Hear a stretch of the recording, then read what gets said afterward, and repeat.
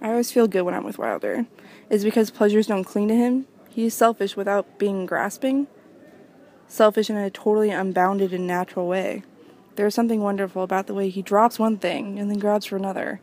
I get annoyed when other kids don't fully appreciate special moments or occasions. They let things slide away that should be kept and savored. But when Wilder does it, I see the spirit of genius at work. There's something about him that gives me a lift, something bigger, grander, that I can't quite put my finger on. He doesn't know he's going to die. He doesn't know death at all. You cherish this simpleton blessing of his, this exemption from harm. You want to get close to him, touch him, look at him, breathe him in. How lucky he is. A cloud of unknowing, an omnipotent little person. The child is everything. The adult nothing. Think about it. I liked being with Wilder. The world was a series of fleeting gratifications. He took what he could, then immediately forgot it in the rush of a subsequent pleasure. It was this forgetfulness I envied and admired.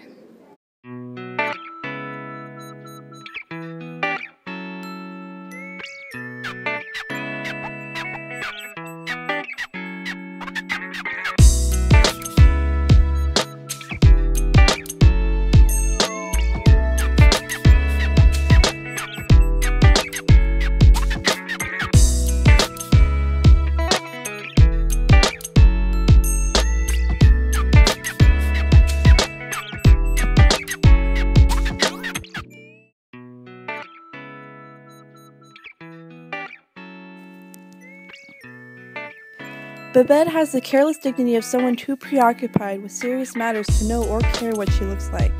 She gathers and tends the children, teaches a course in an adult education program, and belongs to a group of volunteers who read to the blind.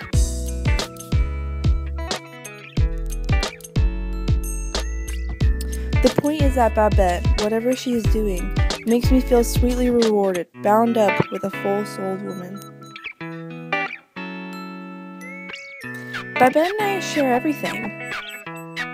It is a form of self-renewal and a gesture of custodial trust. Love helps us develop an identity secure enough to allow itself to be placed in another's care and protection. Babette and I have turned our lives for each other's thoughtful regard. I watch her do things all the time in measured sequence, skillfully and with seeming ease. No detail must be left out.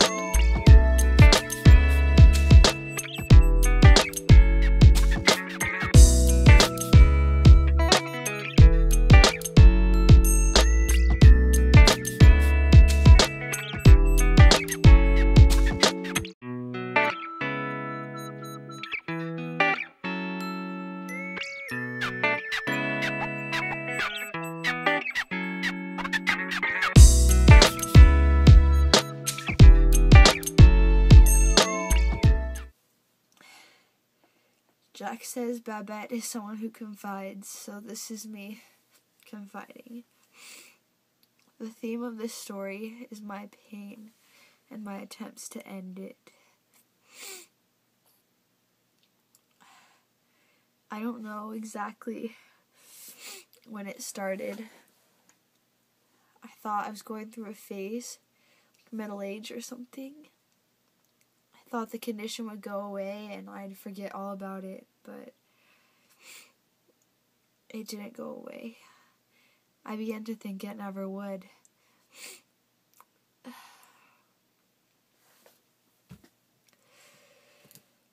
The condition would not yield. It hung over my life and gave me no rest. It hung over my life and gave me no rest.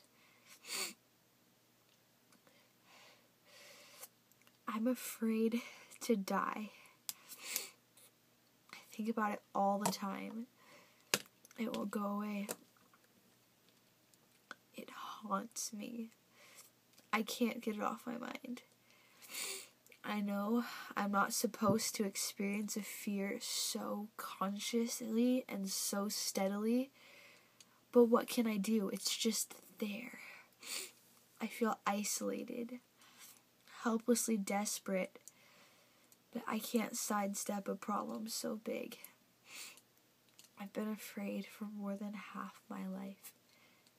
How is it no one can see how deeply afraid I am?